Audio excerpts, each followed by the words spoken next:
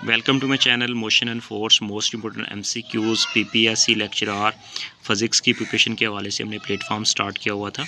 आज हमारा टॉपिक है इक्वेशंस ऑफ मोशन से related important MCQs। Question number 1, A body falling freely strike the ground in 5 second, the distance covered by it in 5 seconds is. Distance basically हमने find करना, formula होता है S=VIT + ½ AT square. तो ए यहाँ पे जी आ जाएगा gravity की वजह से, और इनिशियली बॉडी रेस्ट में होगी तो इस वजह से VI 0 रखेंगे तो हमारे पास S=½ GT स्क्वायर बन जाएगा फार्मूला। तो इस फार्मूले के अंदर वैल्यूज़ को पुट करेंगे, टाइम की वैल्यू, जी की वैल्यू, और वहाँ पे 2 कांस्टेंट है, तो बेसिकली सिंप्लीफाई करने से हमारा बन जाएगा 122.5 मीटर डिस्टेंस। क्वेश्चन नंबर 2 की बात करते हैं। Body moving with an acceleration of 5 metre पर सेकंड स्क्वायर, एक्सेलरेशन की वैल्यू गिवन है, started with the velocity of 10 metre पर second, what will be the distance transferred in 10 second.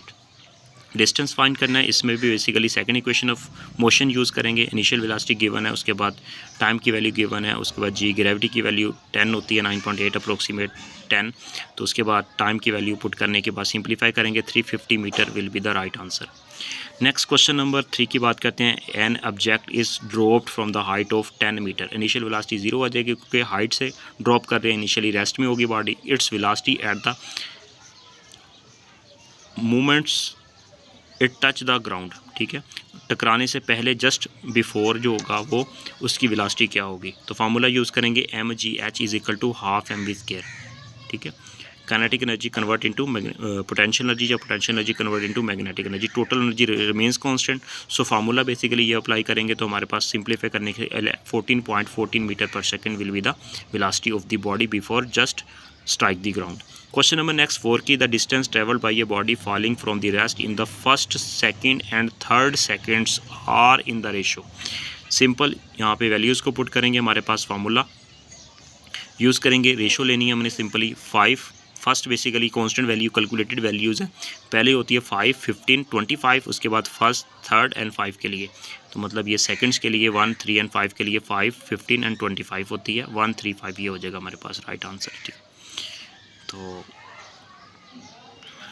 Next question की बात करते हैं। 5, which of the following given variable is present in all the 3 equations of motions. तो variables are given in acceleration, G is the right answer. Question number 6, a body is threw vertically upward with the initial velocity of 19.6 metre पर second, it will reach the height.